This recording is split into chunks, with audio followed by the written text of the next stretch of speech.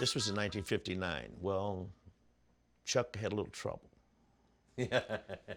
and he wasn't around for a while.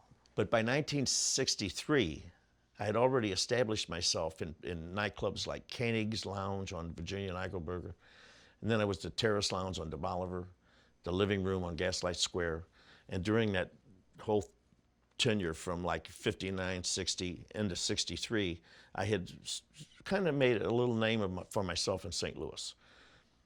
Well, one night I'm playing at the Terrace Lounge.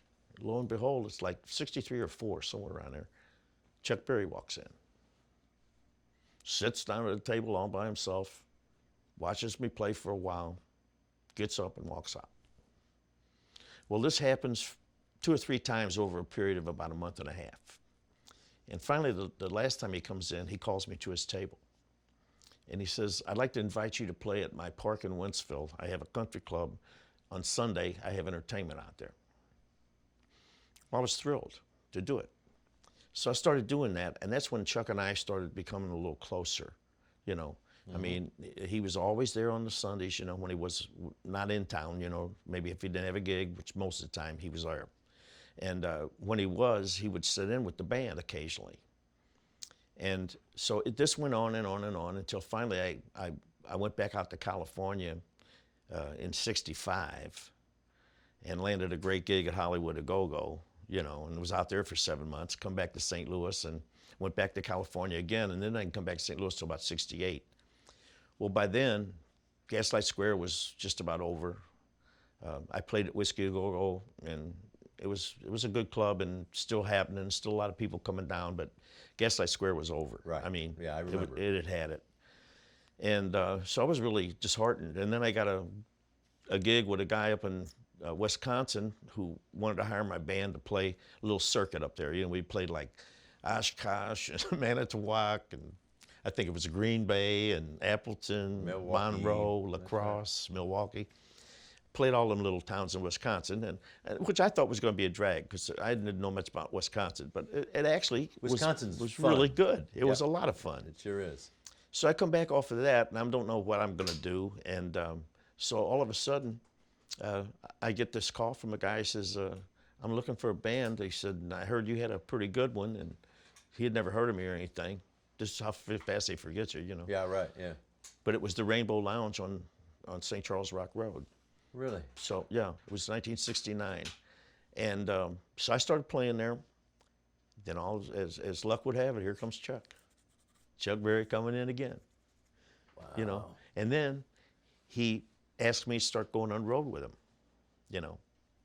In 69, I did one of my biggest gigs at SIU Edwardsville up to that point. River Festival. Yeah, the River Festival. Mississippi and, River Festival. Yeah, backed up, you know, people like Bo Diddley and Gary Bonds, Chuck and everybody. But anyway, from that, Chuck wanted me to go on the road with him.